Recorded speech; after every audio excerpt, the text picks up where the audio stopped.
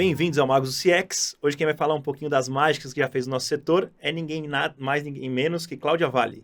Ela é criadora do Flow, né? Não é mais professora, mas então antiga professora de cultura. Ela é host de um podcast, o Mais Clientes, pedala e super habilidosa com crochê, vela, e ela vai contar um pouquinho pra gente como é que ela usa a arte na vida dela.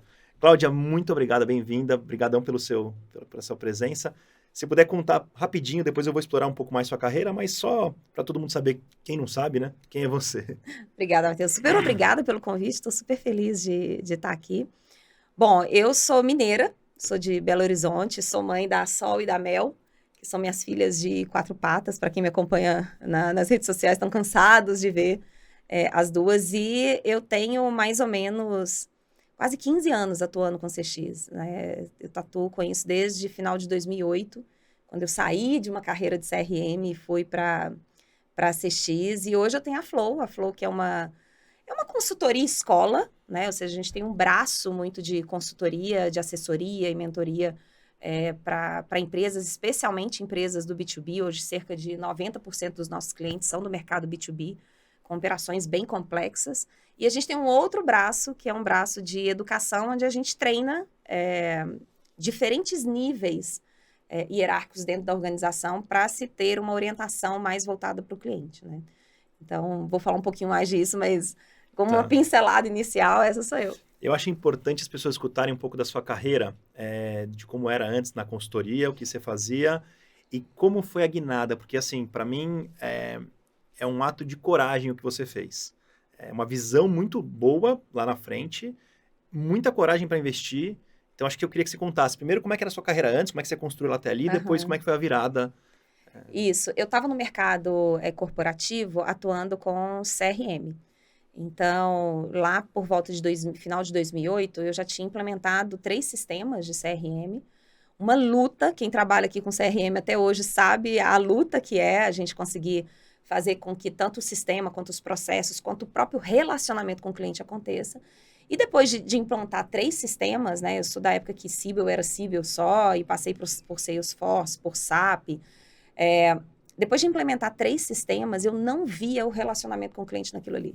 Eu via sistema, eu via coleta de dados, eu via processo, mas a gestão do relacionamento mesmo, eu não via nada. E aí... Você era arquiteta, gerente de projeto ali, né? Você cuidava Isso, exatamente. Eu estava na parte da estratégia do projeto. Então, tinham as pessoas que implementavam o sistema, que geralmente eram os braços de consultorias dos fabricantes daquela tecnologia, e eu estava na estratégia, né, de como preparar aquela empresa que eu atuava para ter todo aquele ecossistema ali de CRM. Mas eu não vi o cliente. Eu vi os clientes em termos de dados, mas eu não vi o cliente em termos de gestão de relacionamento e definição de ações bem estratégicas por causa desse entendimento do relacionamento que a gente teria que ter.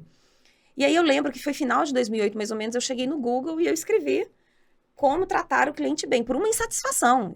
Eu olhava para aquela CRM. Com a carreira, assim. Eu era apaixonada por essa parte de gestão de clientes, tinha atuado a minha vida inteira em gestão de clientes, cuidava de uma área de inteligência de mercado e CRM, e eu não vi o cliente, de jeito nenhum. E aí eu cheguei no Google e escrevi como tratar o cliente melhor. Escrevi em inglês e aí começaram a aparecer várias coisas de experiência do cliente. Só que antes de me aprofundar, quando eu lia, a sensação que me dava era de fazer experimentos com os clientes, né? De realizar experiências, assim, de testes com os clientes, muito enviesada por todo o meu histórico que eu tinha. Tipo aquele teste de coloca todo mundo numa sala Exato. E vou colocar um cachorro no meio para ver quem faz. Exatamente. Porque eu trabalhava com inteligência de mercado, tinha muita voz de cliente, então eu achava que era mais ou menos nessa área. Bom. E aí, isso foi final de 2008. Quando eu comecei a ler e aprofundar, eu vi que naquela época, nos Estados Unidos, esse tema já tinham várias consultorias nos Estados Unidos tocando, já tinha uma associação cuidando, né, que é a CXPA. Na Europa, tinha algumas consultorias em Londres, mais ou menos na Espanha. Tinha uma consultoria na China e eu não via nada na América Latina. Nada. E aí, eu lembro que eu falei assim, olha, eu vou investir nessa área. Eu quero aprender e isso vai bombar no Brasil, na América Latina. E eu quero, sim, ser uma das referências, uma pessoa que entende desse tema, até porque meu background já era muito grande, voltado em áreas voltadas para cliente. E a partir daquele momento de 2009, eu comecei a investir pesado, assim, para... Você continuou na empresa implementando os projetos, mas começou a fazer esses cursos fora. Eu só fui sair do mercado corporativo 8 anos depois. Tá bom. Então, aí, durante esse período inteiro, eu comecei a investir bastante em certificações fora do Brasil. Então, eu costumo até dizer, assim, eu investi um apartamento praticamente em fazer certificações fora do Brasil, em consultorias e em empresas que são referências nesse tema. Então, eu aprendi desde a parte de metodologia, que é uma coisa que eu aconselho, para aprender primeiro e depois aprender melhores práticas com as empresas. E aí, em 2016, eu já tinha mudado, eu já não estava naquela empresa do CRM, eu fui para uma outra empresa para atuar com a experiência do cliente. Então, eu fui para uma empresa no mercado de agricultura e fui responsável por implementar a área de experiência do cliente para a América Latina, tanto na indústria quanto no canal, né, nos concessionários. A John Deere. Fiquei 5 anos lá responsável por essa área, estruturar tudo que tinha, junto até, inclusive, dos concessionários. E eu comecei, durante esse período inteiro, eu era muito ativa nas redes sociais, postando conteúdo de experiência do cliente. Vou fazer uma pausa aqui. Hoje, para as pessoas verem, por exemplo, o que eu estou fazendo, eu comecei um podcast, foi esse ano. É muito simples de começar, é muito óbvio de fazer. Em 2008 não era tão comum. Você não tinha nem no B2C, você tinha muita influência, não existia muito essa carreira. Então, eu digo assim, você foi ousada em dois caminhos. E pelo que eu entendi, não é que você sempre foi natural, desde pequena, gostou de palco, nada disso. Então, você tinha que vencer esse preconceito, ser uma executiva que estava virando influencer, que nem cabia muito naquela época. Eu acho que é um mar de coisas que você fez de barreira que você venceu que... E era tão natural para mim, naquela época eu postava mais do que eu posto agora, só pra você ter uma ideia. Era tão natural para mim, porque eu queria levar para as pessoas que existia esse tema, que ele era muito... Eu tava realmente... Você se apaixonou? Eu me apaixonei, igual eu sou hoje, tem muita paixão envolvida, porque a gente sabe os altos e baixos que tem dentro de uma iniciativa de experiência do cliente. Então, você tem que ser muito apaixonado para manter consistência, para ter resiliência ali nos altos e baixos. Principalmente para quem está no mercado corporativo tentando desenvolver isso. Então, eu fui muito para falar, gente, existe esse tema. E aí, eu comecei a postar muito. Às vezes... No LinkedIn, Instagram, o que era? Em tudo. No Facebook, tudo. Tá bom. Inclusive, e eu montava as coisas, mas hoje, se olhar o design que era, é vergonhoso, mas eu botava lá e não tava nem aí. Eu queria era passar a mensagem, né? E as pessoas voltavam para mim e falavam, mas o que é esse negócio de experiência do cliente? Então, para mim, era muito uma oportunidade de difundir aquilo ali e tal. Ou seja, você estava lá no topo do funil ainda, você não tinha que explicar o que era isso, né? Não tinha nada, não tinha... Nem eu mesma era tão segura em relação ao que era, o que não era. Eu ainda estava em processo de aprendizagem. Então, meu único compromisso ali era compartilhar o que eu estava aprendendo. Tá bom. Só que isso foi um pontapé muito, muito positivo para mim, porque no dia que eu tomei a decisão, eu estava na John Deere, e aí eu comecei a receber muito convite para fazer palestra, para fazer consultoria e tal, e chegou uma hora que eu não tinha como sustentar mais. E aí veio um segundo desconforto. Eu falei que os meus movimentos de carreira, eles foram muito feitos com base em vários desconfortos que eu tive em diferentes processos. Então, quando eu estava na Sotrec, que era outra empresa, até concorrente da John Deere, e que eu comecei a olhar que eu trabalhava com CRM, era o desconforto em relação ao CRM.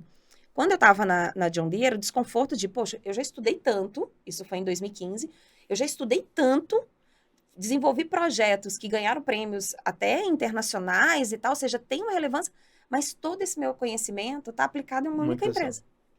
E eu começando a ver a demanda chegando, porque como eu era ativa nas redes sociais, eu comecei a ver uma demanda muito forte chegando. Os eventos começaram a acontecer. E eu não tinha como administrar, eu não tinha como ficar me ausentando da empresa, não era justo nem com a empresa que eu trabalhava. Só uma última pergunta antes de você continuar. Nesse tempo todo, você vai falando, no começo não tem audiência. Ninguém olha. Você não pensou em desistir? Eu não estava preocupada com isso, sendo bem sincera. Entendi. Então, a minha preocupação era, existe esse tema e eu tô tão apaixonada com ele que eu quero que as pessoas... Só de organizar minha ideia e colocar em algum lugar... Mas você sabe que até hoje, Matheus, eu não sou preocupada com isso. Eu não tenho uma preocupação de quantidade de seguidores, de quantas pessoas curtem, eu não tenho. Se eu fosse, é só você impulsionar tudo. Impulsionar tudo, você ganha seguidor, seguidor.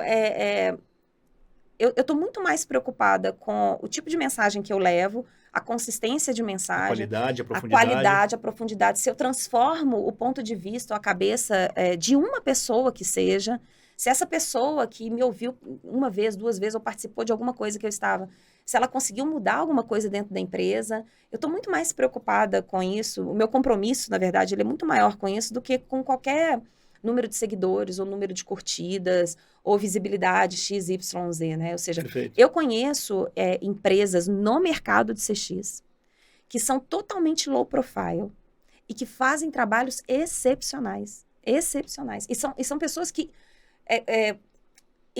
definitivamente eles falam, eu quero ser low profile. Mas você vai olhar os tipos de clientes, os tipos de projetos que essas empresas desenvolvem. Animal, ninguém sabe o que está acontecendo e o cara tá ali. Nada, e tá voando. tudo tranquilo. São pessoas super parceiras nossas, que a gente troca muita ideia do que está acontecendo no mercado, porque existe um bastidor de mercado que não está nas redes sociais, porque nas redes sociais a gente põe o fluff, né, o legalzinho e tal. Mas existem uns bastidores de mercado que a gente vai entendendo o movimento do mercado e que quem está atuando muito como prestador de serviço na área de CX, a gente mapeia muito bem, né? Deixa eu aproveitar e perguntar uma outra coisa. Se o CX no mercado B2C, e preconceito meu, tá? Eu acho que o mercado B2C ele tende nessa área a ser mais desenvolvido. De novo, preconceito meu, aí você me contar se é verdade ou não. O B2B olha menos para isso, dá menos valor para isso. Então, além de tudo, você estava num segmento mais difícil do que o segmento mais óbvio, talvez, ou não. Ou eu tô falando besteira. Não, eu acho que essa é uma miopia que Tá. realmente existe no mercado, porque tudo que é do B2C vai mais para mídia, né? Vira mais referência em cases. iFood, o Uber, tudo aparece muito mais. Exato. E a gente vive na nossa vida aquela nova experiência como consumidores, né? Mas o B2B está investindo muito nisso. Tá. Muito, né? Então, por exemplo, a Flow, só para você ter uma ideia, a Flow, ela tem clientes no mercado, e ela já atendeu vários outros mercados nesse sentido, de ferrovia, de transporte, de container. É super lá embaixo mineração, mesmo. Tá. agricultura, construção, siderurgia, varejo B2B. O que eu chamo do varejo B2B? A gente tem a Ambev como cliente, né? Só que a gente atende a Ambev no braço B2B da Ambev. Que é o que vende para os comércios Exato, para e... os pequenos, médios, PDVs e até grandes redes varejistas, né? A gente tem clientes no mercado financeiro B2B também. A gente também tem no mercado de energia, a gente tem no mercado de educação, em mercado de saúde, que são B2C, porque confio muito na nossa metodologia e no nosso olhar. Então, o B2B investe, e tem uma coisa muito interessante, e que aí eu acho que tem uma diferença muito grande do CX para o B2B e para o B2C, é que no B2C, o grande desafio é você conseguir consistência de experiência do cliente para a massa. Né? Mesmo que você segmente esses clientes, a gente está falando de vários clientes. Então, é uma consistência de experiência. São poucos clusters para uma galera muito grande. Exato. Tá. Quando a gente vai para o B2B, esse número de clientes se reduz, mas a operação da empresa é infinitamente mais complexa. Você tem muito mais grupos, muito mais clusters, é isso ou não? Não, isso varia muito pouco. Assim, você pode ter um menor número de segmentos de clientes e um menor número de clientes, mas a dificuldade está na execução da experiência em termos de complexidade de operação. É muito mais complexa a operação B2B. Exemplo? Se a gente pegar, por exemplo, o mercado de mineração. Tá bom. Né, onde eu vou extrair minério. São poucos clientes, imagino eu. São poucos, se bem que eles têm clientes fora no mundo, né? Sim. Porque tem clientes que têm... Mas assim, não é um número absurdo de clientes. Não. Tá. Só que, por que fica complexo? Porque a operação do B2B é complexa. Então, eu tenho, enquanto no B2C eu falo com o Matheus, no B2B eu vou falar com o Matheus, com o João, com o José, com o Jean, fragmentada ao longo da jornada. E uma relevância muito maior daquela compra, daquele relacionamento. Se eu quebro um elo dessa jornada, são milhões que talvez uma empresa tenha. Então, o peso de execução de experiência do cliente no B2B é muito mais complexo que no B2C. Não quer dizer que no B2C, por não ser complexo, não é importante. Muito pelo contrário. Porque se você tiver uma quebra de experiência, que está acontecendo muito, uma quebra de experiência no B2C que acomete a reputação da sua marca, você afeta milhares e milhares e bilhões são até. Pequenininhos, mas são muita gente. No Exato, outro, são poucos, em redes sociais. Então, tá. Esse equilíbrio, essa visão diferenciada do B2C com o B2B, você precisa levar em consideração na hora que você vai desenhar, desde uma estratégia até uma transformação cultural, até um mapeamento de jornada e até as métricas de CX. Né? Porque dependendo da forma que você estrutura, o que você vai medir, por exemplo, no B2B, para um elo só, uma parte só de uma jornada, A operação pode ser tão complexa, mas tão complexa, envolver tantas pessoas no cliente, quanto no fornecedor, que talvez você mapeie uma jornada só de uma etapa daquilo ali. Por isso que lá na Flow, a gente trabalha muito, a gente diferencia muito o que é ciclo de vida de cliente, de jornada de cliente, de momento da jornada. A gente tem 3 níveis. Tá. Porque dependendo da complexidade da operação, eu não posso mapear como uma jornada todo o ciclo de relacionamento de um cliente. Se a mineradora se relaciona lá com uma siderúrgica e ela tem ali compras, engenharia, vou falar besteira, tá? Manutenção, sei lá. Ela vai criar uma jornada para cada um desses... Depende da Tá, complexidade. mas pode acontecer nesse Pode, nível. o que você falou que não é besteira, não. É Tá, realmente tá. a realidade. Ou seja, quando você vai para um mapeamento de jornada no B2B, você obrigatoriamente tem que avaliar complexidade e impacto. Você não pode simplesmente... porque o cliente está reclamando muito disso. Não, complexidade e impacto também. Por causa disso, porque, por exemplo, no B2C, eu posso pegar a experiência de início ao fim de um cliente e mapear essa jornada, que seria o ciclo, né? De uma vez só. Sim. Eu posso fazer. Pontos de contato. No B2B, eu não posso.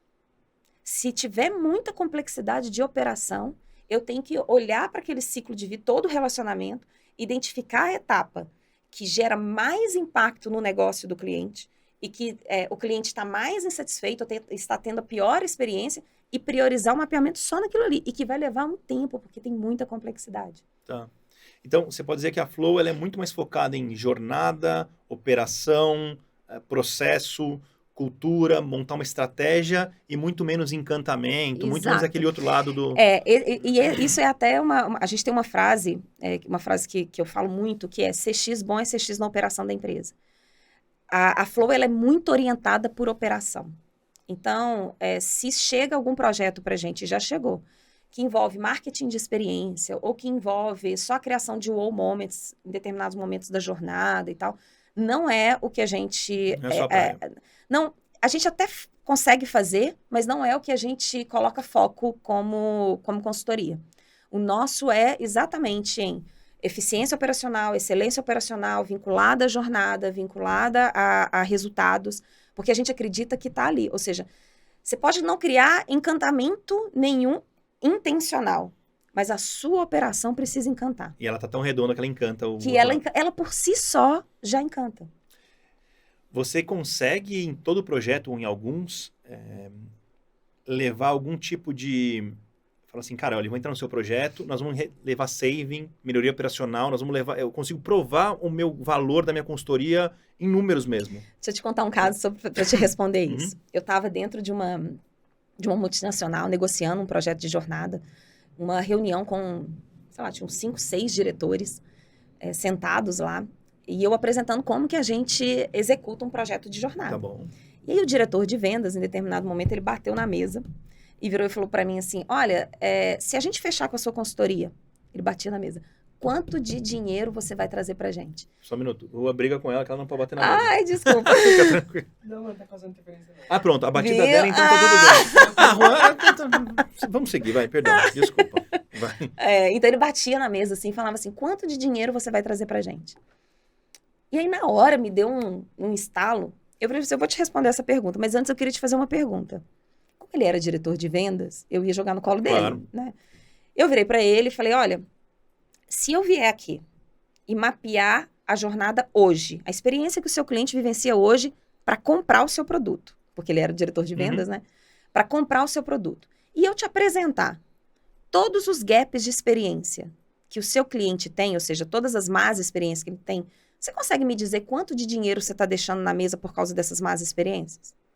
Eu não sei se ele respondeu porque ele estava na frente dos outros diretores e tal, mas ele respondeu, consigo. Eu falei, então é esse o dinheiro que eu vou te trazer. Então você já sabe que eu vou trazer. E aí? Porque a gente, às Aí ele vezes... não podia nem falar, não, eu não mapeei, Entende? Você Ele não poderia, porque tá. se ele falasse, não, eu deixo 1 milhão na mesa, eu falei, então vamos mapear que eu te dou esse 1 Sim, milhão. sim. Você vai deixar de perder Sim. esse 1 milhão. Porque esse, Matheus, é uma miopia que existe no mercado em relação ao famoso ROI de CX, Uhum. né? Onde eles acham que se eu colocar R$1, quanto esse R$1 vai gerar? Às vezes, dependendo da situação crítica que a empresa deixar tá, de perder? é deixar de perder. Se eu botar R$1, quanto eu deixo de perder? Então, a gente precisa ajudar as empresas a olharem que se ela se não tiver nenhum ganho de receita, pelo menos ganho de redução de custo tem que ter. Tá. Né? Você vai entregar um ganho no final, então vai ter um... Tem que ter esse ganho. E a gente precisa entender que quando a gente fala de ROI, de CX, não é um ROI só financeiro. Tá. Né? Porque o conceito do ROI, tradicionalmente, ele é vinculado ao retorno sobre investimento financeiro. Só que quando a gente fala de experiência do cliente, às vezes não é. Vou te dar um exemplo.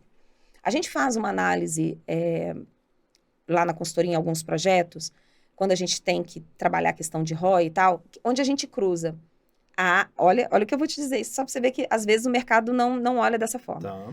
A atratividade de um cliente para a empresa, eu não estou dizendo da empresa para o cliente. Eu estou dizendo a atratividade de um cliente para a empresa. Eu tenho 100 clientes, quantos geram valor para a empresa? Porque a geração de valor tem que ser mútua, Tá bom. né? Ou seja, é atrativo para o meu negócio, eu como empresa. Quantos não geram? Eu tenho que ter uma classificação de nível de atratividade em relação aos meus clientes. Tá bom. E numa outra vertente, eu vou traçar a experiência do cliente. O quanto eu sou competitivo pela experiência que eu entrego para esse cliente. Se eu tenho um grupo de clientes onde eles são mega atrativos para gente e eu entrego uma experiência ferrada, de muito boa para eles, eu estou bloqueando, eu estou protegendo esse cliente. Então, cada real colocado ali é de proteção. Pode não me gerar um retorno, mas ele está me protegendo aquele cliente para ele não sair, porque ele tem alta atratividade para gente. Eu tenho um outro grupo de cliente que tem alta atratividade para gente, só que a experiência que eu estou entregando hoje não é competitiva para mim. Ele pode me substituir porque eu estou entregando uma experiência muito ruim. O que eu tenho que fazer com esse cliente? Eu tenho que investir para melhorar essa experiência, para eu levar ele para o quadrante de proteção. Perfeito. Então, às vezes a gente tem uma visão muito reduzida do que é o ROI. Coloca e gera quanto? Quando, na verdade, a gente tem que olhar falando... não perder o cliente, é garantir que ele está protegido. Proteger. E a gente pode ter vários. Eu posso ter aquele cliente que tem baixa atratividade e que eu vou fazer o básico do básico do básico, porque ele tem baixa atratividade. Mas esse cliente vai para a concorrência. Vá.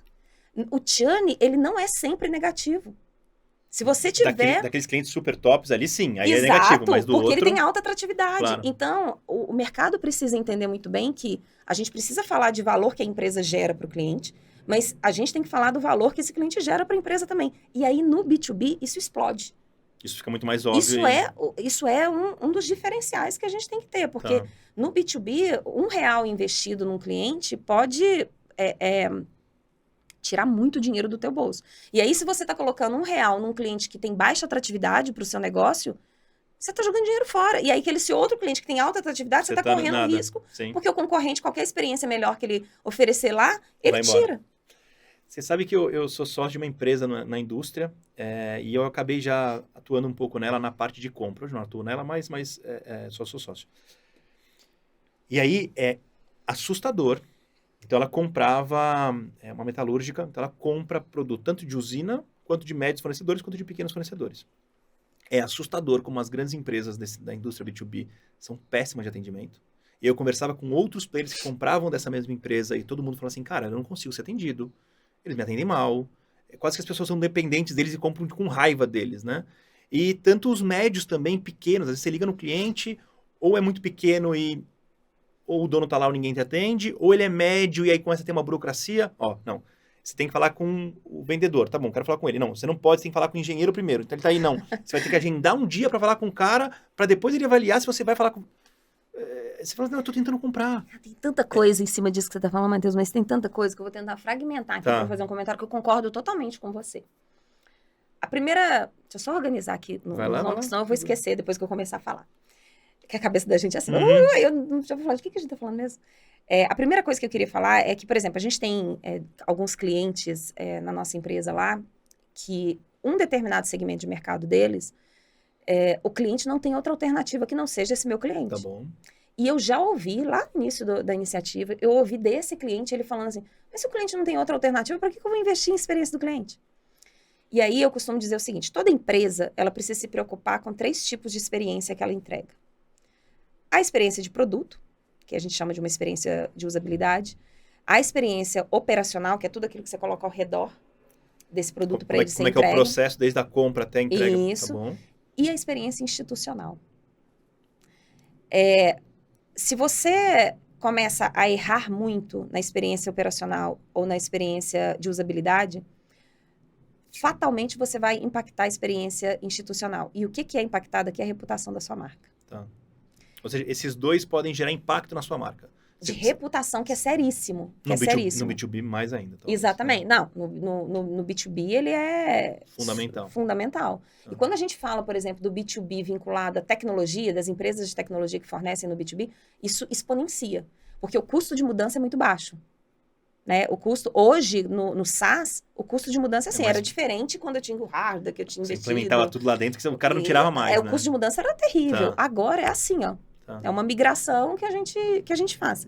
Então, essa visão de reputação de marca, até quando a gente tem impacto de reputação por mais experiências entregues, e que isso vai para mídia, e que isso acontece várias coisas, tanto no B2B quanto no B2C. Perfeito. Então, isso tem que ser melhor trabalhado nesse ponto.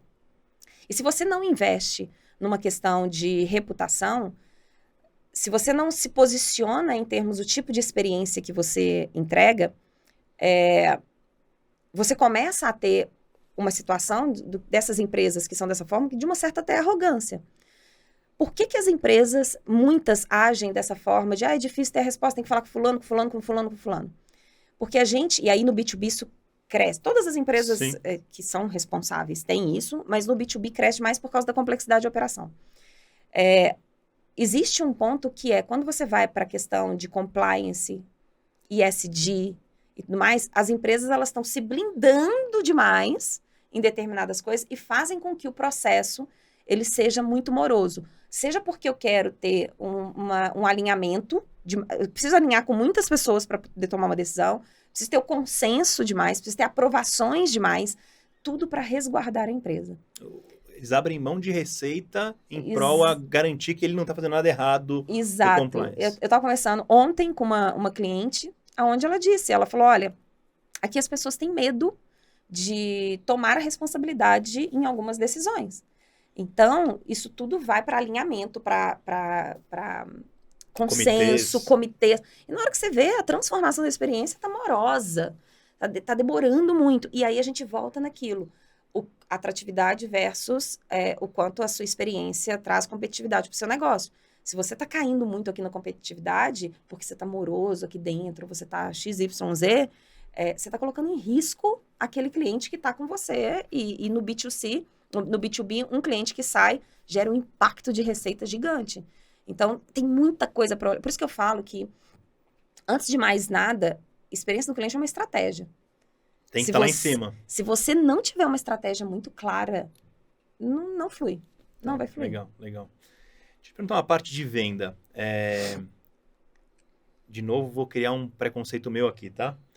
Talvez no B2C, você ter uma pessoa com tanta influência como você tem, até... Não, eu tô trazendo a especialista, tal. Tem um glamour maior de trazer a Cláudia. O B2B, ele olha menos para isso, até pelo perfil da pessoa, né? Como você falou, muito cliente é low profile. Como é que é o seu processo de venda? Você é muita indicação, porque você fez um ótimo trabalho em algum lugar, ou tem esse lado da sua fama te trazer muito cliente? Como é que... Tem tudo, assim. Acho que tem 3 frentes. Tá. A indicação é a maior frente. Tá. A recorrência é a maior frente. Ou seja, o cliente continuar com você. Todos os nossos, acho que 80% dos nossos clientes estão com a gente há muitos anos. Tá bom. Né? Então, a recorrência, ela é o carro mandatório. Porque a gente é uma consultoria boutique. A gente não é uma consultoria que pega qualquer projeto. A gente não é uma consultoria que toca qualquer tema. Né? A gente é bem especializado e bem focado em determinadas frentes de CX. Uhum. Então, a recorrência é o que mais é o principal. Depois vem... Eu costumo dizer que a pessoa me viu na rede social, assistiu alguma palestra minha, ela me procura, fez um curso nosso, tá bom. Procura, então ela teve uma experiência de alguma forma... Com a sua marca, teve algum contato com a sua marca. E vem. A gente prospecta também de uma maneira... Acho que isso deve ser 10%, tá. Né, de prospecção. A gente vai até abrir um braço novo dentro da Flow, que talvez isso a gente tenha que explorar um pouquinho mais. Mas é o menor, assim, a gente ativamente buscar clientes. A maioria chega ou porque já viu sua marca ou porque alguém indicou. Exato. Legal. E aí, falando do processo, né, que você deixou muito claro uma questão operacional bem forte, uma estrutura bem forte. Eu sei que é muito complexo para a gente explorar aqui, mas de forma em caixinhas macro ali. Como é que é? Você acabou de fechar aqui comigo, eu sou uma siderúrgica, qualquer exemplo que você quiser. Quais são os passos que você leva até colocar a operação em jornada? E aí tem melhoria contínua, mas vamos falar da primeira parte, só para o pessoal entender. A primeira coisa que a gente faz é um diagnóstico, porque dele vão sair vários braços, né? Então, a gente faz um diagnóstico e a gente trabalha a estratégia. Então, se a empresa chega para mim e fala, Cláudia, a gente quer fazer um trabalho de transformação para a centralidade do cliente e tal, não sei o quê, mas a gente não tem nada, e a gente quer a Flow ajudando nessa construção, e a gente tem clientes que a gente está há 7 anos dentro desse cliente, fazendo todas as frentes, a gente vai começar por isso. Ou direto na estratégia, se a empresa tem bastante conteúdo em relação à voz de cliente e tudo mais. Ou vai implementar para ter essa informação. Para ter essa informação. Então, a gente vai fazer estratégia, e aí da estratégia vão sair várias ramificações. Então, vai sair uma ramificação de cultura, aí a gente tem várias fases dentro desse trabalho de cultura. Vai sair uma de métrica, a gente não aplica pesquisa, a gente indica parceiros que a gente tem, mas a gente estrutura todo o modelo operacional de coleta de voz de cliente. Como deve fazer, em que parte deve fazer, qual metodologia usar. A gente faz revisão, né? Então, se a gente tem agora clientes que estão falando, olha, a gente quer rever todo o modelo operacional de métricas de CX que a gente tem, a gente está fazendo essas revisões. Sai a parte de inovação. Então, a parte de inovação, ela pode ser jornada, que é um dos nossos carros-chefes de projeto que a gente tem, mas podem ter projetos de inovação pontual. Né, Cláudia, eu preciso resolver só isso aqui, porque a gente está vendo que está crítico aqui na experiência. Eu avaliei a experiência do cliente num ponto determinado, acompanhamento de pedido, está muito ruim para o cliente, ele tem que ligar para falar, pô, eu preciso de uma tecnologia para fazer acompanhamento de pedido. Seria... Exato, bem pontual, bem nichado. E a gente também tem um braço de governança, onde a gente estrutura toda a governança de experiência do cliente. Né? Então, dentro de cultura, a gente forma todos os embaixadores, né? A gente tem dentro de cultura, uma das frentes é a parte de capacitação de profissionais, né? E hoje a gente tem a academia de centralidade no cliente. E essa academia de centralidade no cliente, ela tem vários níveis, porque se eu for falar com alta liderança é uma coisa, se eu for falar com média liderança é outra, se eu for falar com operacional é outra. Hoje a gente tem um braço para trainee, para que o trainee já entre com uma orientação muito forte. Se eu vou falar com RH, é outra coisa. Se eu vou falar com o embaixador. Então, essa academia trabalha muito à frente. A cultura não é só isso, né? Cultura tem 20 milhões de coisas. Sim. Mas tudo parte da estratégia. Então, eu tenho a estratégia e ela ramifica. Qual é a velocidade de trabalho de cada um? Depende de cada empresa. Desculpa só te interromper. Quando você fala em estratégia, geralmente você chega na empresa, ela já tem uma estratégia. Que não tem centralidade do cliente, eventualmente. Às vezes tem como um ponto. Dentro da estratégia corporativa como um todo, tem um ponto, mas eles ficam assim, como que eu faço esse ponto? Você não muda a estratégia. Corporativa, não. Você só acopla... Isso. Geralmente, o que eu faço? Para a gente desenvolver a estratégia, a gente pede toda a estratégia corporativa. E aí, em algumas empresas, muito talvez influenciadas por alguma mudança global, elas já têm dentro da estratégia corporativa, elas têm um braço, um objetivo estratégico voltado para cliente. Tá bom. Quando ela não tem o objetivo estratégico de cliente abraçando toda a estratégia corporativa. Só que, quando eles colocam aquilo ali, muitas das vezes as empresas me preocupam e falam assim, Cláudio, como que eu desenvolvo isso? Tá um objetivo estratégico na minha... Como é que eu desdobro isso? Como é que eu desdobro? O que eu faço e tal? Aí a gente faz esse trabalho, ou seja, dentro do objetivo estratégico corporativo voltado para cliente, eu defino uma estratégia de orientação ao cliente. E eu conecto as duas coisas. Tá bom. E aí daqui desenvolve. Você vai desdobrar para todo mundo. Exato. Tá. E quando eu falo comprar, não é quem assina o cheque, tá? Geralmente, quando a empresa te chama, a alta diretoria está comprada com você, eles querem isso, é mais porque veio uma estratégia de fora e precisam enrolar. Porque eu imagino que se você tem um presidente que comprou muito essa ideia e um que não comprou e só quer implementar, o seu trabalho fica mais fácil ou mais difícil. Perfeito. Tá. É isso mesmo. Mas tem de tudo. Tá. A gente tem empresas que sim, veio uma diretriz global, e aí o presidente da região aqui, da América Latina, por exemplo, ele precisa desenvolver isso, então sai uma demanda para os diretos e chega para mim depois desses diretos. Então tem isso. Tem aquele que acabou... A gente teve uma mudança de alta liderança muito grande nas empresas nos últimos tempos, até para poder oxigenar e trazer esse novo olhar. Então, é muito comum a empresa ter recebido um novo VP ou um novo presidente que veio de uma empresa que já tinha centralidade, trabalhava centralidade no cliente. Então, ele quer incorporar isso. A gente tem alta liderança que está ouvindo um zoom aí de experiência do cliente, tem a métrica do NPS que está afetando bônus, E por Chama aí essa vai. menina para explicar o que está acontecendo aqui. Não, mas direto Tá. tem, e eu nem cobro mais para isso. Tá bom. Eu não cobro. Olha, se quiser que eu vá na sua empresa para falar com alta liderança, não é média liderança, é VP, é alta presidente e tal, eu vou e eu não cobro. Eu vou lá e provoco reflexões. Tá bom. Para colocar todo mundo na mesma página. E aí, na hora que a gente faz esse tipo de trabalho, existe um cascateamento onde a gente acopla. É tudo muito customizado. Por mais que eu te diga que tem essas caixinhas... É só pra gente entender mais ou menos, Eu né? vejo o momento da empresa. Tá. Eu vejo o apetite de transformação dessa empresa. Eu vejo quais as crenças que eles têm hoje que impactam uma iniciativa de CX andar. Né? E que aí vai fazer o meu trabalho ser infinitamente mais difícil. Eu mapeio quem são as pessoas mais resistentes naquilo ali. Né? E eu tenho aquelas empresas que me chamam pela dor. Elas nem sabem que CX existe. Tá. Mas elas sabem que a gente trabalha lá com alguma coisa de cliente e eles estão perdendo cliente. Então, eles me chamam para ajudar a não perder cliente. Existe esse vínculo? Existe essa percepção? Pô, eu tô perdendo cliente, não sei, deve ser... Existe, porque aí vem o trabalho das redes sociais. A pessoa me vê nas redes sociais falando de cliente, falando disso, de conteúdo, então ela fala, chama lá. Tá. Mas, então, a gente sai fugindo do foco aqui, né? Fez o mapeamento, mexeu na estratégia, desdobrou a coisa para todas as áreas. Definiu ali, eventualmente, uma jornada de inovação para algum ponto que você precisa, você vai embedando ali. Você entra na parte de construir processos para garantir que isso tudo acontece? Depende se a empresa contrata. Tá. Então, e geralmente, o que a gente aconselha? A primeira proposta que a gente manda, que é do design, né? Design de qualquer coisa disso que a gente está falando, eu não sei o que vai sair desse design. Então, é muito arriscado. Esse bloco primeiro. Exato. E aí, lá na frente, de acordo com o que existe, a empresa pode decidir falar assim, não, a gente quer a Flow acompanhando essa implementação, ou Flow, me dá uma mentoria de implementação, Flow, faz uma governança de implementação. Então, existem várias coisas, né? Mas, bom, para a empresa, o importante é que ela precisa implementar, transformar tudo isso que foi decidido em métricas e processos. Exato. E aí, quando a gente termina um projeto, vamos pegar, por exemplo, o projeto de jornada. A gente já entrega esse projeto com as ondas de implementação e o que precisa ser implementado em cada onda. Você sugere onde começar, qual o primeiro? Isso, ao longo de quase 2 anos, tá? De implementação, dependendo da complexidade das ideias que foram geradas. E a gente sugere para a empresa ter um time de governança de implementação, por exemplo, de jornada. Né? Porque senão vai ser um projeto lindo para dentro da gaveta. Vai ficar lindo no PowerPoint, na parede e tal, mas não vai sair disso.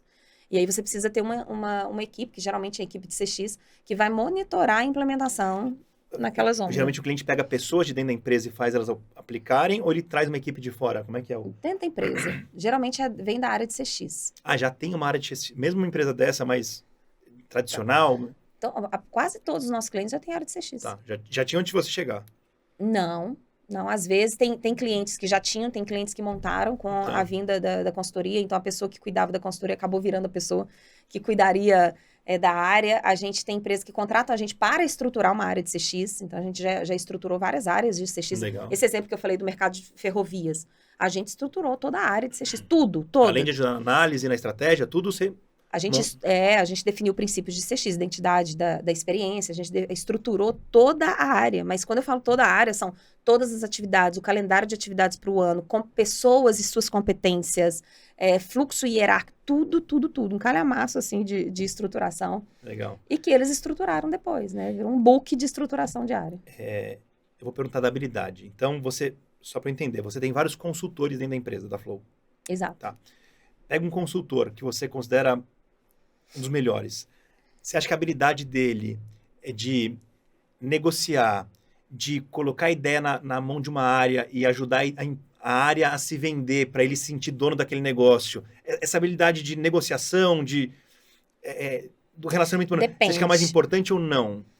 Depende da solução que a gente está trabalhando dentro do cliente. Porque como a gente tem consultoria e assessoria, se o cliente contrata uma consultoria, ele já é informado que a gente vai construir muita coisa e eles vão ser convidados, pessoas do cliente vão ser convidadas a participar. Uhum. Então, meio que a gente é que bota a mão na massa e faz todo o projeto. Mas tem um dono de cada área que pode ser meio resistente. Essa é a minha pergunta. De como vender, de como envolver a pessoa é importante. Quando o projeto começa, já foi vendido ali dentro. Aí a venda dessa ideia está comigo, no cliente. Então, não, tudo bem. O presidente contratou, tá tudo ótimo. Mas aí quando você vai implementar com a gerência, a média gerência, pode ter barreira. Pô, por que essa Pode. menina tá vindo aqui meter a mão na Sempre minha tem. área, apontar que tem erro aqui? Não, mas aí É, o que que a gente faz? Para isso não acontecer, a gente define o core team do cliente. E nesse core team do cliente tem que ter pessoas de todas as áreas que envolvem aquele Onde vocês serviço. vão permear. Exatamente. Tá. A gente não abre mão desse core team. E a gente tem reuniões constantes com esse core team para poder dizer o caminho que está andando e poder validar. Isso ajuda a diminuir bastante. Mas lembra, no desenho, né? Por exemplo, jornada boa, a gente usa essa frase lá, né? Jornada boa é jornada implementada. Não é jornada só mapeada. Então, o grande X da questão está na implementação. Sim, Né? sim. E que talvez a Flow não esteja lá no dia a dia. Por isso que a gente tem uma preocupação de deixar tudo muito bem mastigado para fazer essa implementação. Agora, o meu consultor, se ele está dentro de uma consultoria, ele tem autonomia para poder ir conduzindo e falando, isso vai funcionar, isso não vai funcionar. Se é no modelo de assessoria, eu vou ensinar o Matheus. Então, a gente tem reunião, quem executa tudo Que é esse é o time que você Matheus. escolheu ali para fazer, para colocar a operação para rodar. Exato, tem que ter um cortinho do mesmo jeito Tá. e eles é que vão executar tudo. Tá bom. E a Flow vai ensinar como faz. A gente vai assessorar essa execução. Dá um baita trabalho para o cliente, mas em termos de disseminação de conhecimento, fica lá dentro. Porque Sim. a gente deixa todas as ferramentas, a gente deixa todo... A gente tem cliente que a gente fez a assessoria de jornada, que depois eles conseguiram implementar sem a ajuda da Flow. Ah, Cláudia, mas isso não é dar um tiro no pé no seu negócio e tal. Não sei. Gente, eu não dou conta de atender todo mundo também, não. Isso que eu ia perguntar. É muito simples. Imagino que você deve ter um monte de demanda, projeto robusto, precisa de gente muito sênior para fazer as entregas. Da onde vem o seu time, normalmente? De outras consultorias, do mercado? De tudo, de tudo. Uma das coisas que a gente é mais reconhecido na Flow é porque a gente forma muito pessoas. A gente bota muita pessoa no mercado também. Tá bom. E a gente tem pessoas júniors e a gente tem pessoas sêniors. Até os nossos júniors alguns dos nossos júniors têm muita postura sênior até. Tá bom. E a gente forma todos eles. Então, eu não me preocupo, eu estou muito mais preocupada com o fit cultural, ou seja, se você tem um perfil aderente a algumas coisas que a gente valoriza e o que a gente não aceita dentro da Flow, em termos de alguns comportamentos super positivos ou alguns comportamentos super tóxicos. A sua postura de correr atrás de aprender, essa gana assim, de querer aprender, do que necessariamente você ser técnico nesse tempo, porque isso a gente ensina. Tá. Isso Ou as seja, pessoas aprendem. Você já está acostumada a ensinar o Muito. executivo do cliente, é importante ele ter o fit cultural e a vontade, a verdade ali. Exato, exato. Tá. Legal. Agora, vamos mudar um pouco de tema. Como é que você, tão pilhada, desliga? Como é que é o seu processo? O que você faz para dar uma relaxada? Olha, talvez essa seja uma das coisas mais difíceis para mim, que é desligar, né? Eu tinha nessa primeira empresa que eu trabalhei, né? A minha diretora de RH de lá falava assim, ela era muito adepta ao budismo, e ela falava que no budismo, eu posso falar errado aqui, quem for do budismo, por favor, me perdoe e comente aqui para poder consertar, mas ela falou que no budismo existe uma teoria de que a mente da gente tem, eu não sei se é um macaco ou dois macacos, 20 milhões de macacos, né? E que esses macacos, eles precisam ser trabalhados. Eu falei, os meus macacos vivem conversando, vivem trocando ideias, criando, brigando, sabe? Eles não dormem, esses macacos aqui, eles não dormem. A parte como você comentou no início, né? A questão do artesanato é uma coisa que me leva para Nárnia, né? Ou seja, me desliga totalmente. É uma atividade que você precisa estar focada 100% naquilo, aí você consegue desligar do resto. E tem todo um ritual. Eu sou cheia dos rituais para poder entrar, assim, sabe? De música, de vela, de cheiro. Você já fez? Então, conta do ritual. Quantas das que você já fez de artesanato? Não, assim, ó, eu já pintei. Voltei a pintar agora. Uhum. Já fiz vela, já fiz bijuteria, já fiz... Ai, deixa eu ver o que Crochê, mais. tricô. Também, sabe? Então, assim, eu tento fazer de tudo um pouquinho. Tudo que eu falo assim, ó, é artesanato, eu quero fazer, eu quero aprender, mas simplesmente porque, primeiro porque eu gosto muito, acho muito legal o processo em si, mas porque ele me desconecta. Tá. Ir para a natureza me desconecta, eu faço muito pouco, mas quando eu faço, parece que eu fui para outro mundo. Mas, por exemplo, ir pra praia não me desconecta. No quinto chuá da onda ali, ó, eu já tô, tipo... Surtando, vambora. Eu já não dou conta. Tá. Mas no meio da natureza eu não sei porquê, é muito forte pra mim. O pedalar pra você também ajuda?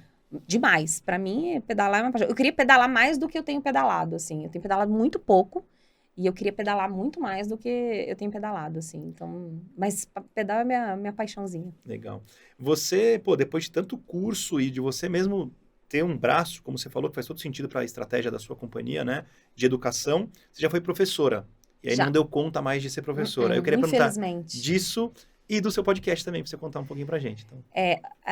Olha que interessante. Quando eu estava na primeira empresa, né, na Sotrec, eu já comecei a dar aula na faculdade que eu me formei. Eu me formei em comércio exterior. Legal.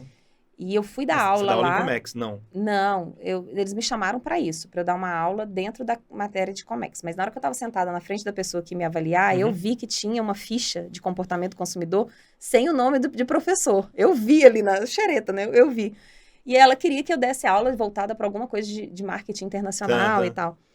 E eu já estudava muito a parte de comportamento do consumidor e tal. Eu falei, esse aqui, ó, não tem professor? Não. Eu falei, então eu quero esse aqui. Assim, muito enxerida e deixei. E aí, daí um tempo, eles me chamaram para dar aula. E foi muito legal, porque eu peguei uma turma, daí no próximo semestre eu peguei mais turma, e aí eu fui para a Ninfa. Porque eles vão avaliando, né? Eu fui para a Ninfa de várias turmas e tal. E foi muito legal, foi uma escola para mim. Porque quando você tem que ensinar, você também aprende pra caramba, né? Primeiro você tem que obrigar a se preparar muito Exato. bem, buscar resposta. E o próprio momento de estar ali, porque era presencial, de estar ali na frente tinha executivo, tinha gente mais velha do que eu, tinha de tudo, né? Aquilo ali foi um palco de aprendizagem para mim agora, que eu faço palestra e tal. Aquilo ali foi Ajudou uma muito. escola. Porque eu sempre fui, acredite ou não, mas internamente eu sou tímida. Acredite ou não, eu sou. Quando eu tô falando aqui do trabalho... É muito fácil para você. Mas na hora que você pode reparar, na hora que você começa a me perguntar de coisas mais pessoais, eu viro a cara, eu olho... Eu sou mais tímida para algumas coisas. Então, aquilo ali me ajudava muito, né? E o Dale Carnegie também me ajudou pra caramba, porque eu tive que me formar no Dale Carnegie. Então, eu comecei a dar aula ali e me apaixonei pelo mundo mais de sala de aula. Eu não falo nem o mundo acadêmico, não. É de estar ali com pessoas trocando, sabe? Eu gosto muito disso. Você curtiu muito essa dinâmica? Muito. E falando de áreas que eu gosto. E aí, depois que eu tava eu dei aula na UNA durante muito tempo, que fica lá em Belo Horizonte. Quando eu vim morar em São Paulo, a FIAP me convidou para dar aula de cultura e de CX, voltado dentro do MBA dela de Digital Transformation. E eu dei durante muito tempo, foi muito legal também. A Fundação Dom Cabral, quando nos In-Companies dela para executivos, eu também dei aulas de cultura também para esses executivos. Então, só que chegou num momento que eu não consegui mais um monte de projeto acontecendo na Flow, cursos da Flow saindo. Você não tinha mais tempo de dar aula. Eu não tinha vida. Eu não tinha vida. A minha irmã, ela dá aula no Dom Cabral também. Ai, que legal. E ela é consultora e é uma fonte muito bacana. É que você já tem o outro lado todo, né? Que te traz muito cliente. Mas é uma fonte muito boa de relacionamento de cliente. Não sei como é que era pra você. Muito, muito, muito. Tá. Mas aí entra também um pouco da minha análise de dona de uma empresa, né? Que tem o braço de educação. Claro. Então, a alocação do meu tempo, quando eu olho em termos de negócio, ela é mais vantajosa a alocação dentro da hora da minha empresa do que numa instituição de ensino. Você ser empresária e vender do que ser contratada pela sua própria empresa e ser professora lá dentro. Então, diante de um cenário que eu tenho pouco tempo, porque se eu tiver muito tempo, eu nem ligo por quanto que é remunerado ou que não é remunerado, eu vou pela causa. Eu vou pela causa. Eu vou pela interação, pela troca e tal, e por ser apaixonada por CX.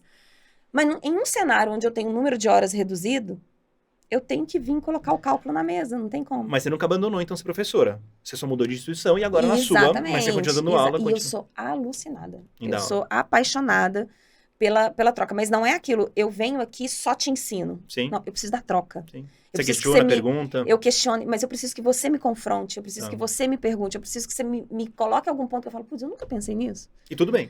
E tá tudo ótimo. Não é você tá dando aula que você tem que saber tudo. Não, e eu falo muito isso, eu falo, eu não sei te responder isso, mas na próxima aula você me pergunta de novo que eu te garanto que eu vou trazer alguma... E eu viro uma louca atrás de resposta, eu converso com um monte de gente. O que te instiga a continuar aquele seu movimento lá atrás de aprender, de ir lá fora, no melhor lugar para aprender. Eu sou uma eterna inconformada com um monte de coisa, então, e uma das coisas é com o nível de aprendizagem.